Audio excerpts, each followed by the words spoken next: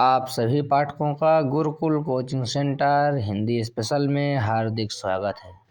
आज हम कक्षा 9 विषय हिंदी के हरिवंश राय बच्चन द्वारा लिखित पथ की पहचान नामक पाठ का संदर्भ सहित व्याख्या पूरा अभ्यास प्रश्न इस वीडियो में लेकर उपस्थित हुए हैं।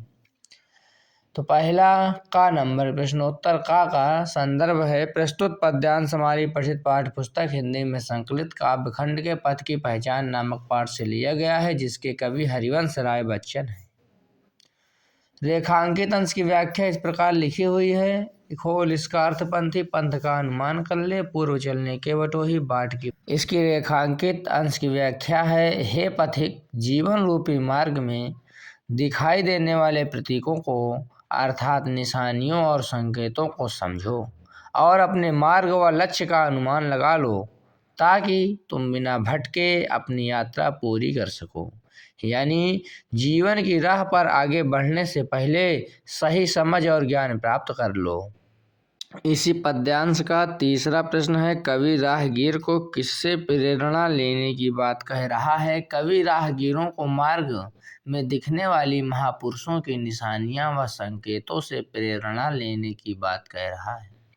प्रश्नोत्तर का संदर्भ वही रहेगा जो पहले है। व्याख्या, कवि कहता है कि हे राहगीर, तू एक बार जीवन रूपी पथ पर चल देने के बाद यह मत सोच कि ये मार्ग अच्छा है या बुरा है। बस तू अपने निश्चित मार्ग पर अपना मन लगाकर चल, इसी से तुझे सफलता प्राप्त होगी। क्योंकि जितने भी पंथी सफल हुए हैं वे सब अपने अपने मार्गों पर विश्वास करके ही हुए हैं। तो इस प्रकार प्रश्नोत्तर का संदर्भ पूर्वत, अगर फेयर में आप लिख रहे हैं तो पूर्वत लिखिएगा। परीक्षा में अगर ये आ जाए पद्यांश तब फिर पूर्वत नहीं लिखेंगे, पूरा संदर्भ लिखेंगे। ठीक है,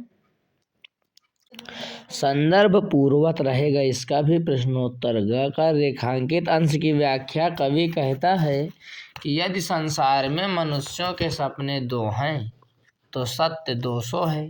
अर्थात कवि कहता है कि सपनों को देखना तो ठीक है, लेकिन सत्य का ज्ञान भी आवश्यक है। कवि के अनुसार मनुष्य को स्वप्न पर ही मुग्ध नहीं होना चाहिए, बल्कि सत्यता को जानते हुए अपने जीवन में कर्तव्य रूपी पथ पर आगे बढ़ना चाहिए। तो इस प्रकार प्रश्नोत्तर का रेखांकित अंश की व्याख्या हो गई। क्योंकि किंतु जग के पंथ पर, तो इस प्रकार इसकी व्याख्या हो गई।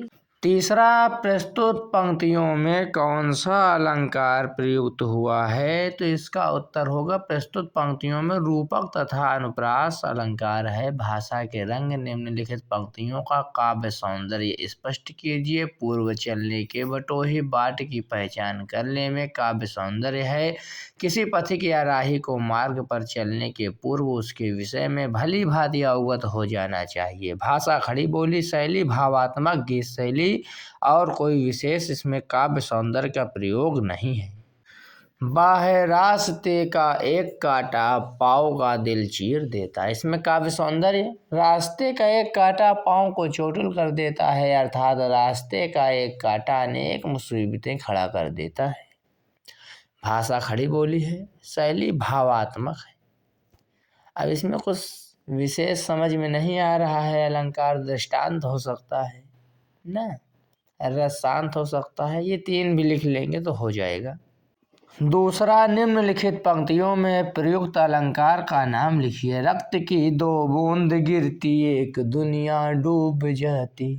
इसमें अतिशयोक्ति अलंकार है, क्योंकि रक्त की 2 बूंद से दुनिया डुबा रहा है कवि। बाह की है अनिश्चित, किस जगह पर बाग बन सुंदर मिलेंगे। बाज नहीं है, बाग है, वो मिस प्रिंटिंग है। तो इसमें संभावना अलंकार है। तो आप सभी का धन्यवाद। आप लोग हमारे इस चैनल से जुड़ जाइए, आपका बहुत बहुत धन्यवाद होगा। हमारी पूरी कोशिश रहेगी कि हम इसी चैनल पर 9 से 12 तक के हिंदी और संस्कृत खंड के पूरे अभ्यास हल करवाएं। धन्यवाद। आप सभी अपने इस चैनल पर विश्वास बनाए रखें। आपके प्रेम और विश्वास से ही यह चैनल आगे बढ़ेगा। हरिवंश राय बच्चन का जीवन परिचय आपके सामने प्रस्तुत है। वीडियो रोक कर लिख लीजिए। वैसे मैंने इनका जीवन परिचय स्पेशल रूप से, विशेष रूप से एक इनकी अलग वीडियो बनाई है, उसमें मैं डाल चुका हूँ इसी चैनल पर। रचनाएं इनकी देख लीजिए।